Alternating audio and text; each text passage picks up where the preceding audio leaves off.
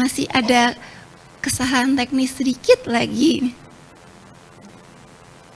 Saya mau ajak diskusi, tapi tiba-tiba nanti dipotong gimana ya? Masih 5 menit?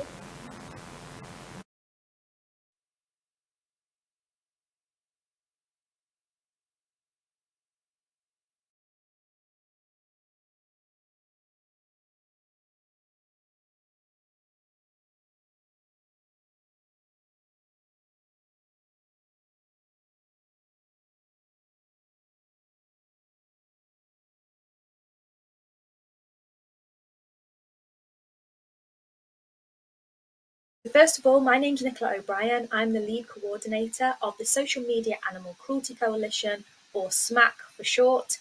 I'm here with you virtually today, but at the conference I do have my two colleagues, Wanaya and Amanda, who hopefully you've had the chance to meet today, or otherwise you can meet them at the conference and they can answer your questions about SMAC. So SMAC is a working group of the Asia for Animals Coalition, which is one of the world's largest networks of animal groups and organisations, with a key focus on helping animals across Asia. SMAC has 20 member organisations, and we all share the one shared goal of seeing animal cruelty content prohibited on social media. So before I get into the main presentation, I'd just love it if you could scan this QR code and answer a few quick questions that I have, which will really help us in our work for animals. I'll put this up again at the end of the presentation. So a quick warning that obviously some of the images and topics addressed in this presentation can be distressing. So let's get into it. What is the issue? So we first of all want to look at animal cruelty, which I'm sure most of you here know what animal cruelty is, but we really want to focus on some points within the definition that's really important for consideration when we're dealing with online cruelty. So we see animal cruelty as a range of human behaviours performed intentionally or unintentionally that cause animals harm or suffering, which may be immediate or long-term, physical or psychological. And I'm emphasising some of the words there because I think if we're watching social media content and we see a human physically abusing an animal, hitting them, hurting them in some way physically, that we would all recognise that as animal cruelty. But there's such a great deal of content out there on the internet that shows animals that may not have physical harm applied to them in that way, but they are going to be suffering psychologically in so many ways, and often for the long term as they're kept in these conditions or that situation for a long, long time. And it's also really important to note that sometimes the person treating the animal in that way may not realise, so it may be unintentional cruelty, but it is still cruelty and we need to recognise the suffering. And so cruelty content is something that's been posted on social media that depicts animal cruelty or suffering for any reason that isn't valid. For example, campaigning, journalistic or educational purposes. So it's not serving any meaningful outcome and is just causing animals to suffer. So these are the kinds of comments that our member organisations were getting from people like you and members of the public saying, I saw a video of a baby monkey being punished. I saw a kitten being crushed. I saw a video of a dog set on fire.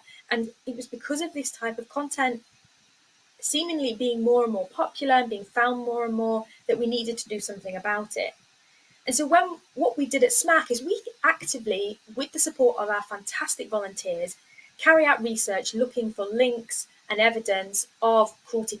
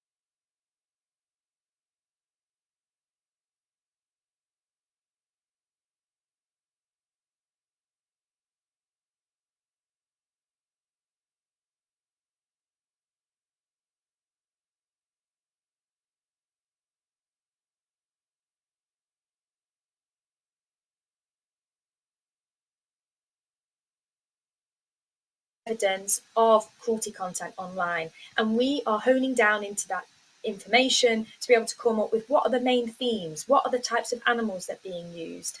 And as you can see on our list here from our database, we have those obvious forms of cruelty like physical torture, um, um, hunting, eating of live animals. But there's also some things on there like the sale of wild animals, the keeping of wild animals as pets, teasing animals, and it's important that we capture all of these as well.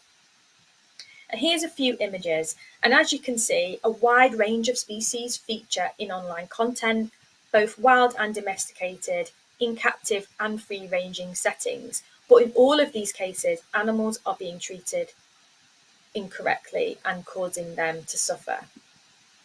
Here's some examples of perhaps more obvious forms of cruelty. So bullfighting, where the bull is intentionally hurt and eventually maybe even killed. This image in the bottom corner, we see a macaque being pinned up against the wall. That's clearly an animal that's scared and that is being assaulted. And unfortunately, we find from our data that the vast majority of content does feature primates. So this is a really important area for us. And here's some other images. As you can see, wild animals feature in quite a lot of the content and generally being kept as pets and being treated inappropriately, even if the owner might not realise that, often put in human clothing or made to be act like humans. And this picture in the middle with the duck with the snake wrapped around them is a classic example of a type of content that we call fake rescue. And this is where the content creator puts the animal in a dangerous situation so they can film themselves or someone else coming in to rescue that animal. And they do this because they know that content's popular. We all like to see rescue stories and hear the end positive outcomes for the animals. So this is another area that content creators are exploiting and creating fake rescue. So people often say, why do people do this? And there's so many reasons. Unfortunately, some people enjoy being cruel to animals and they want to post about it online. Some are people that may have a wild animal as a pet and not think about the cruelty, but they know that that content is popular because people think animals are cute, and so they want to post that online and become popular themselves. There's also the normalization of abuse. As more and more people put this content online, other people may follow. But a really important area, and one that's of great concern to SMAC, is the fact that money can be made from this content. So some people pay other people to create cruelty content, to film themselves abusing animals because they want to watch it. There's also with the fake rescue or fake sanctuary accounts where they may ask for donations from the public. And another main source of income is through advertising on their content. So monetization is something that social media platforms offer to content creators who have lots of followers, lots of visits, lots of views on their pages and their content. And unfortunately, this can be used by animal abusers as well. So one of our members, Lady Freethinker, did a review where they looked at 2,000 videos on YouTube that showed animal cruelty content. And they estimated that if those videos were monetized, those content creators could make around $15 million, and YouTube itself could make around $12 million. And this is because advertising is placed on popular content, and for every view of the advert or every click on the advert makes money for the content creator. And of course, this is a great incentive for animal abusers to continue doing what they're doing. So what are the social media platforms doing about it? Frankly, not enough. It's really frustrating how far behind the policies of social media platforms lag compared to animal welfare science. And when we look closely, we find that most of the policies, if they do exist, are focused on physical violence, so not capturing the psychological and long-term, as I've already mentioned. It can lack clear definitions of cruelty, and a lot of content therefore isn't covered. It can be contradictory, they can have exceptions, and it can also be really difficult for members of the public to find the reporting options for animal cruelty on the platform. And overall enforcement is poor. So what about legislation then? Well, this can be really challenging as well. The fact is that the jurisdiction isn't clear, because obviously social media is global and lots of different people in different countries will be engaging with the same content, and each of those countries can have very different laws around animal welfare, animal protection, and also online safety. We also find that those that are on the ground trying to investigate perpetrators of abuse can find that difficult as well, because people can put stuff online, they can change their location, they can put a false location, and also we know from some organisations on the ground that they really struggle to get information for law enforcement from the social media platforms that can help them identify people. So that crucial information to be able to find the perpetrators of abuse can be impossible to get hold of because the platforms won't share it. So then what is being done about this huge problem, and more specifically, what is SMAC doing? So we, as I said, carry out extensive research, and we've used this to put into reports, to share with platforms, the media and the public. We also like to focus on these so-called grey area forms of abuse, so the ones that are maybe less obvious to detect. We then, of course, want to focus on spreading awareness, like this event with you today and others, and provide guidance on what people like you can do to identify cruelty online and take action against it. We do work with social media platforms directly to get them to make changes, and I'm happy to say that we currently have working relationships with Meta, who own Instagram and Facebook. Also, we have them with TikTok and YouTube. And of course, as a network of organisations, we encourage knowledge and resource sharing so we can be as strong as possible in our campaigns. And we support those that are working on legislation-based approaches. With a discussion with platforms, we of course are saying to them why the action is needed, why it's important, and we want to work with them to drill into their policies and to make these more robust to deal with animal cruelty. We put this big focus on psychological suffering, as I've said many times already, and we want them to use their incredible platform to educate their users. You know, they have all of these users, this huge audience, and they could share some really positive information with them about animals. We want to ensure that there is space for allowing legitimate content, so content that's used by animal welfare advocates to be able to raise awareness about animal issues. And we really want the platforms to be sharing information with law enforcement where is needed. Of course, these platforms also have incredible tools and AI, automation processes to capture and get rid of content. And this is something we're also talking about with them. The outcomes have been varied, frankly, based on how willing they are to engage with us, but I'm pleased to say that there have been some small steps being made by platforms. There's still a great deal of work to do, but it is going in the right direction. So what is it that you can do as an animal advocate, or perhaps even as an organisation, to deal with this problem? And the way that we present this is under our 5 steps. So the first 5 step is to be aware. So you're here today, which is great, but also we have produced a lot of information on our website and a series of videos which we call Ask Yourself. And these videos have guides on some of the different types of cruelty that you might see to help you identify it. And I've put together some questions here, and again, these are on our website, around prompts to help you think when you are coming across content online. So let's look at the animal here. Do they show obvious signs of suffering or distress, which sometimes they don't, but sometimes they do? Are they freer in the wild? Are they being kept captive? Should they be in that situation? Are they having their social, dietary, behavioural needs met? Can they leave the situation safely if they need? Are they performing unnatural behaviours? So there's lots of questions. I don't have time to go through them all, but these are just a few prompts to help you. Also, really thinking about the content creator or the page that you're looking at. Do they seem qualified and knowledgeable about the animals that they're using? Are they a legitimate rescue? Can you track them to a website if they're asking you for donations, for example? And is there any information about what happens to the animals beyond the videos? So that was step one. These next few steps are all about engagement. Do not watch, if at all possible, do not watch the content. Do not share the content, even in outrage. And the reason why we say these about do not share, do not engage, do not comment, is because when you think about social media and the way that it works, the platforms use algorithms to find the most popular content and continue to push that to more and more people. So if you're engaging with the content, whether it's in a positive or a negative way, whether you've left a comment calling out cruelty or a negative emoji, that is still going into that engagement and in that popularity of the content, which then means it's boosted further. And as I mentioned before about monetization, this could mean not only popularity, but also money being made by those committing animal abuse and content creation. So it's a vicious cycle. So we really need to avoid that if all possible. So what do you do instead? Well, obviously educating people is really important, but reporting the content, reporting it to the social media platforms as animal abuse. And there's probably some of you out there who have done this and have felt frustrated because you haven't had a positive response. And we understand that completely.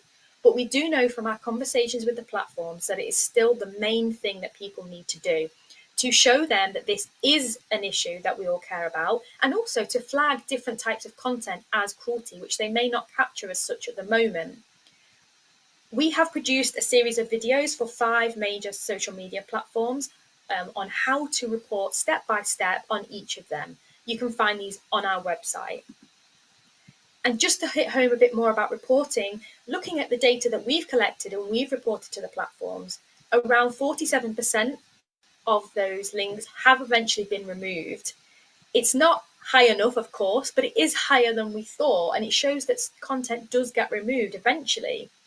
It can sometimes take days, weeks, even months for that to be removed, and it can take multiple reports from different people. But this is why it's really important that we keep doing this.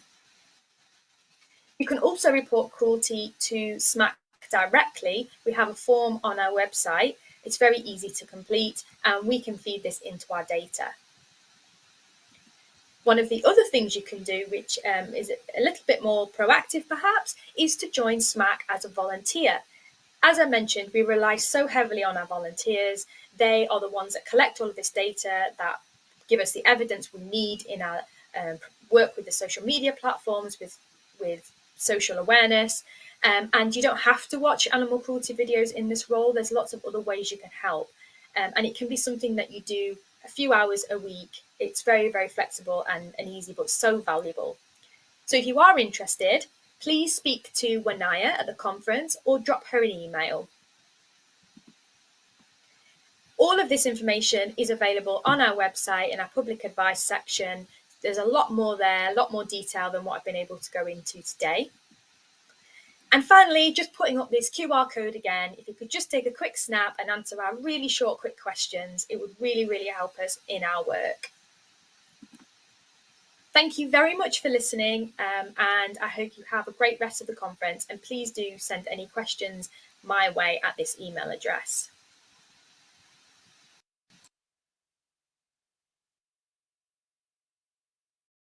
Sudah 1000 orang di sini. Jadi tadi kita tadi kita